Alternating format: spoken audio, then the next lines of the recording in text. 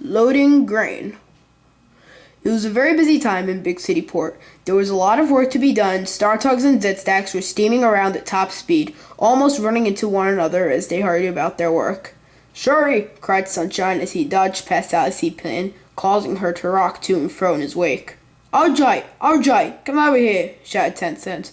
"There's a large consignment of grain waiting in the dock. We have to transport out to Izzy Gomez for him to take up the coast." "Coming, 10 Cents. I'll be right there," replied OJ. This was one of the few occasions when the Starfleet and Z-Stacks were working on the same job. The Stars were keeping a suspicious eye on the Z-Stacks just in case they got into any mischief. However, so far they seemed to be behaving themselves. Up and down, they steamed all day, transporting the grain to Izzy Gomez, the tramp steamer.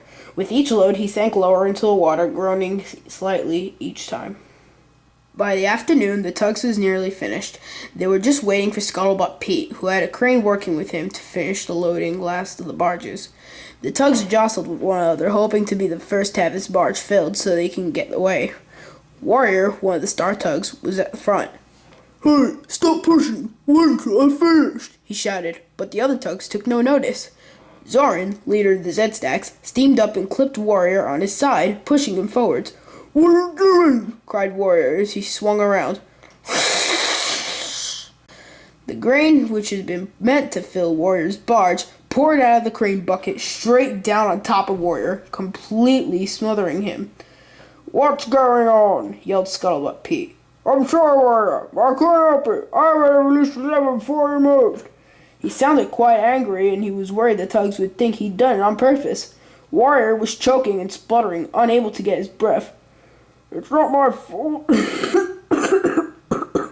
Someone pushed me." "Sorry, Warrior," smirked Zorin. "Someone pushed me into you. I couldn't help it." "Are you okay, Warrior?" asked Big Mac.